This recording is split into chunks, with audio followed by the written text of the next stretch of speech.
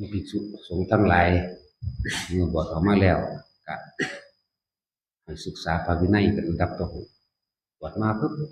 อันดับต้นแรกต้องให้ศึกษาในอริยวินัยทันทีเลย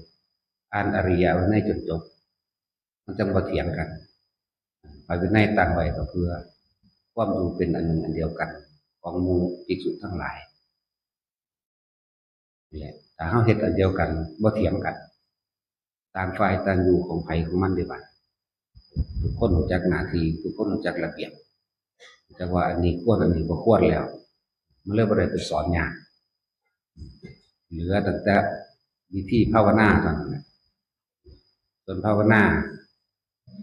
มันได้ก่อนที่สิบวชซะด้วยซ้ำรู้จักวิธี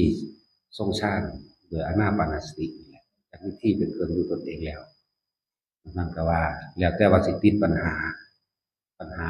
ต่างๆในการเกิดนิมิตต่างๆปฏิภาคนิมิตต่างๆหรือการละอารมณ์การเห็นอารมณ์การเห็นความคิดนี่ว่าสถานที่นี่สังเกตเบิ่งเงียบ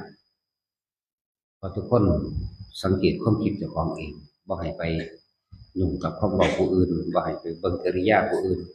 บ่ให้ไปเบิ่งผู้นั้นเฮ็ดนั่นผู้นั้นเฮ็ดนี่บ่ให้มีเรื่องตัวแรกก็เป็นธรรมดาอาจจะมีเพราะว่าเขาท่านได้เข้าใจภาวนาคือการเบิ่งจิตเจ้าของเองจิตในจิตจิตเห็นจิตเท่านั้นจึงจะพ้นได้เป็นเบื้องต้นของทั้งระเบียบหมู่พระภิกษุเฮาที่บวชเข้ามาแล้ว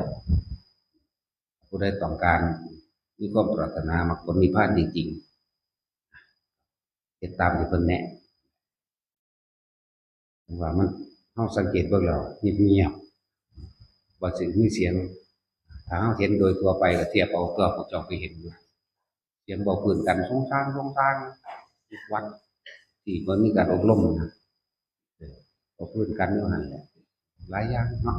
พวกเจ้าเห็นก็เห็นกันแล้วก็ยังเว้า